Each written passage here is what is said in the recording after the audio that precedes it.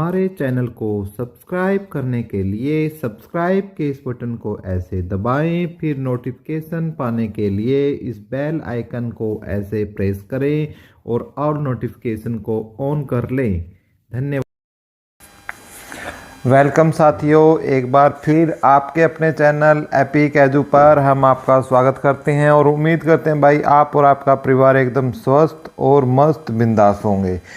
तो भाई एक तो जो बहुत ही इसमें हॉट मुद्दा है वो है ग्रुप डी भर्ती और ग्रुप डी भर्ती से होने वाले रिजाइन। लगातार कुछ ना कुछ सुर्खियों में चीज़ें उसको लेकर आ रही है और कुछ उस चीज़ को लेकर टेलीग्राम पर, सोशल मीडिया पर कुछ अफवाह भी बहुत तेज़ी से फैल रही है कि इतनी पोस्ट खाली हैं, इतनी खाली हैं। तो हम आपको एग्जैक्ट डाटा बताएंगे और जो वो डाटा है और तेज़ी से बढ़ेगा उसका रीज़न भी हम आपको बताएंगे। साथ के साथ जो वेटिंग लिस्ट है वो आपकी कितनी आएगी और कितने नंबर आपकी वेटिंग लिस्ट है वो कम होकर कट ऑफ कितने नंबर तक है, तो सिलेक्शन आने के चांस हैं या नहीं है। तो सब बातों पर इस वीडियो में चर्चा करेंगे। साथ के साथ देखेंगे कि 2018 में भी बहुत से बच्चों ने रिजाइन दिया है, उनकी संख्या कितनी हो सकती है उस पर चर्चा करेंगे। लेकिन सबसे पहले आपसे एक रिक्वेस्ट है कि यदि अब तक आपने हमारा चैनल सब्सक्राइब नहीं किया है तो वो कर ले, क्योंकि यहाँ ऑथेंटिकेट जानकारी और बिल्कुल सच्ची और एग्जैक्ट इन्फॉर्मेशन दी जाती है। जो हमारे साथ जुड़े हुए हैं उनको पता भी है। तो उसका तरीका शुरू में बता दिया मैंने वीडियो के प्रारंभ में कि कैसे जुड़ना है, जो बिल्कुल फ्री ऑफ कॉस्ट है। और टेलीग्राम वगैरह पर जुड़ने के लिए लिंक डिस्क्रिप्शन पे है या एपिक एजू लिख कर आप टेलीग्राम पर सर्च भी कर सकते हो। तो वहाँ से हमारे 2 चैनल मिलेंगे आपको एपिक एजू के, वो आप ज्वाइन कर सकते हो। तो देखो भाई, पहले तो बात करते हैं हम जो ग्रुप डी है जो ज्वाइन हो चुके हैं। तो जो ज्वाइन हो चुके हैं उनकी संख्या कैसे है, 10,997। ठीक है, एक बार आई थी लिस्ट। लगभग 3774 की लिस्ट एक बार आई है। ठीक है, और ये 2600 की लिस्ट ये एक बार आई है। ठीक है, तो कुल मिलाकर जो यूट्यूबर इन्हीं पोस्टों को, वैसे तो ये जो पोस्ट थी सारी, ठीक है, कुछ जो जानकार हैं उन्होंने हमें इन्फॉर्मेशन दी है कि सर ये 13,000 जो 657 या 58 भर्तियाँ थी उसी में से डाल रहे हैं। ठीक है, लेकिन जो हमें जानकारी मिली है कि जो, चलो चाहे पोस्ट तो यही हो, ठीक है, पोस्ट तो बेशक से यही हो, कोई दिक्कत नहीं है, लेकिन अब तक इतने विद्यार्थियों का सिलेक्शन हो चुका है। तो अब तक 16,381, जब जोड़कर इस चीज़ को आप डाटा को देखोगे तो इतने बच्चों का सिलेक्शन हो चुका है, जिसमें कोई अतिशयोक्ति नहीं है। यानी इतने बच्चों का रिजल्ट है वो हरियाणा स्टाफ सिलेक्शन कमीशन ने जारी किया है, जो कि एक एक्यूरेट डाटा मैं बता रहा हूँ। पोस्ट पर मैं बात नहीं कर रहा कि इन्हीं पदों के लिए है कैसे हैं। तो इतने पदों पर जो डाटा है वो आपका आया है। तो जो ये बच्चे लगे हैं इनमें से 10,997 की मैं बात कर रहा हूँ भाई। ठीक है, जिसमें से इनको कुछ बच्चे हैं जो जिनको विभाग या डिपार्टमेंट दे दिए गए हैं, तो उनकी सैलरी और उनको कोई दिक्कत नहीं है। जो बाकी जो कॉमन कैडर वाले हैं उनकी सैलरी है जो जुलाई के बाद से सैलरी नहीं आई है, जुलाई, अगस्त, सितंबर, अक्टूबर की, तो उनके लिए खुशखबरी है। और कुछ एक जो कमिश्नरी हैं वहाँ पर आपकी जो सैलरी है वो अपडेट कर दी गई है और बहुत जल्दी आपके खाते में आ जाएगी। तो आपको घबराने की बात नहीं है। इसी प्रकार सबकी धीरे धीरे कर कर आपकी जो है आपकी आ जाएगी सैलरी, कोई दिक्कत नहीं है। अब रिजाइन की बात करते हैं। ये देखिए कि मैं आपको लेकर चलता हूँ, ये कल का अखबार है भाई। ठीक है, जो बीता हमारा कल है उसका ये न्यूज़पेपर है कि जिसमें लिखा हुआ था कि बड़े पद पर चयन हुआ तो हज़ारों युवाओं ने छोड़ी चतुर्थ श्रेणी की नौकरी।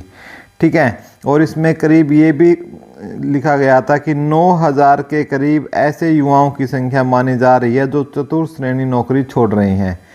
और हरियाणा स्टाफ सिलेक्शन को बोला गया था कि विभाग इन पदों का विवरण ले रहा है।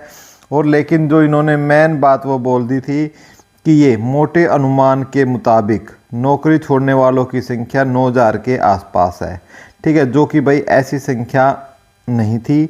तो मैं पहले तो आपको ये एक डाटा, मैं आपको एग्जैक्ट डाटा देता हूँ मैं आपको एक चीज़ बताता हूँ कि जो 10,000 आपके 997 बच्चे थे, इसमें से 9,128 ने ज्वाइन किया था, ठीक है। और लगभग ये लगाओ आप, यदि मैं यहाँ 8 ही कर देता हूँ तो 0, 7, 8 और 1 यानी 1869 बच्चों ने ज्वाइन नहीं किया था। अब ये डाटा मैं किसके बेस पर बोल रहा हूँ, जब 3774 का ओरिएंटेशन प्रोग्राम हुआ था पंचकुला में, यदि आप वहाँ गए या वो आपने लाइव सुना अच्छे तरीके से, तो उन्होंने इसमें ये स्पष्ट बोल दिया था कि 9,188 ने, ये HRD के जो चेयरमैन थे जो प्रतिनिधित्व कर रहे थे HRD का, उन्होंने बताया था कि हमने इतनी ज्वाइनिंग दी है, ठीक है। तो पहली बात तो ये जो बोल रहे थे कि जो 5,5300 पद वहाँ से 5,000 के आसपास पद खाली रह गए थे,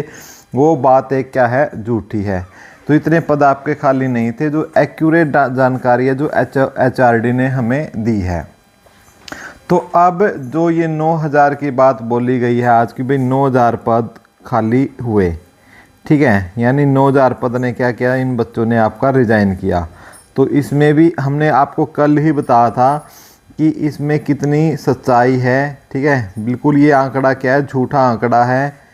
और आज जो अखबार आता है उसकी भी मैं एक बार स्टेटमेंट दिखा देता हूँ कि ग्रुप डी के 3700 चयनितों ने ग्रुप सी में हुआ चयन। आज जो न्यूज़ है उसमें ये बताया गया है कि 3700 का सिलेक्शन हुआ है, ठीक है। तो इसमें मैं आपको बता देता हूँ कि कल 9,000 का इन्होंने बताया था, आज आपका इन्होंने बताया है 3700 का।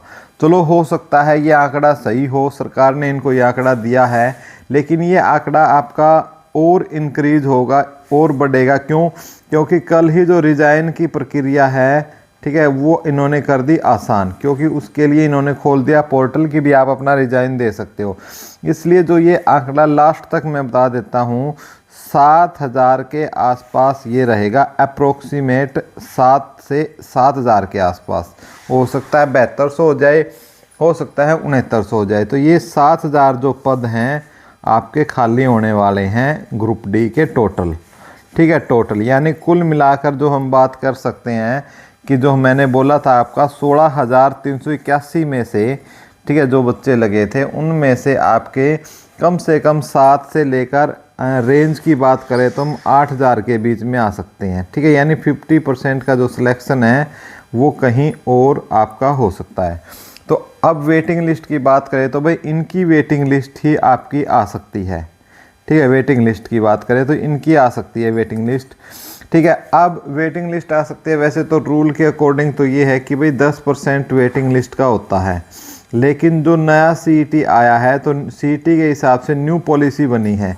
तो CET के हिसाब से ये होता है कि जब तक CET की पॉलिसी में ये लिखा हुआ है कि जब तक नया CET नहीं हो जाता, ठीक है, नया CET नहीं होता, तब तक इसी CET के बेस पर कितनी भी ग्रुप डी की भर्ती की जा सकती है।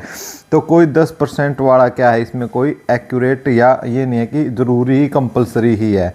तो इसलिए सभी साथियों को इसके लिए जो जिनके भी नंबर, अब मैं कट ऑफ आपको बताऊंगा कि कितनी कट ऑफ जा सकती है। पहले तो ये देख लीजिएगा कि 95 में से जो कट ऑफ गई थी आपकी, ये 95 में से कट ऑफ थी 10, जो टोटल जो 3774 तक की जो लिस्ट आई थी, पहले 10,997 प्लस 3774, ठीक है, इनकी जो कट ऑफ थी वो ये वाली कट ऑफ थी भाई, ठीक है। जैसे जनरल की कट ऑफ की मैं बात कर रहा हूँ तो 77.83431117, BCA की 73.71722025, BCB की 74.97252292, EWS की 7471 और SC की 71.8। अब जो 2600 का जो रिज़ल्ट आया है तो उसमें ये कट ऑफ गई है, जिसमें आप देख सकते हो कि जनरल की कट ऑफ 76.04 के आसपास गई है, BCA की 73.06 के आसपास गई है और BCB और EWS की 74.60 के आसपास गई है और SC की आपकी 60.31 के आसपास गई है। जैसे आप इसको एनालिसिस करोगे तो इसमें आप लगभग देख लो 73.71 से 0.6 के आसपास गई है, यानी लगभग ये कह सकते हो यदि हम इसमें 73 पॉइंट यानी लगभग 0.68 के आसपास या 64 के आसपास गया है, लगभग इन सभी में कट ऑफ कम गई है। लेकिन जनरल में यदि गैप देखोगे तो आपकी लगभग 1.8 के आसपास, ठीक है, 1.8 के आसपास जो है कट ऑफ कम गई है। अब आप बोलोगे कि सर जनरल की कट ऑफ क्यों गई? क्योंकि भाई रूल होता है जनरल की कट ऑफ का कि जब भी कभी वेटिंग लगती है ना, वेटिंग लगती है एक बार भर्ती पूरी होने के बाद, तो जो जनरल का बच्चा है वो जनरल में ही काउंट होता है, BCA का है वो BCA में ही काउंट होता है, B का B में ही काउंट होता है। इसलिए पदों की संख्या ज़्यादा होने की वजह से ये जो कट ऑफ है वो इतनी डाउन गई है, ठीक है। अब जो आपकी यदि सरकार मोटी हम बात लगा के चलते हैं, यदि 7500 के लिए भी वेटिंग लगाती है तो आपके कम से कम ये लगाओ आपके 2.5 से 3 अंक तक आपके जो है कट ऑफ कम हो सकती है, ठीक है।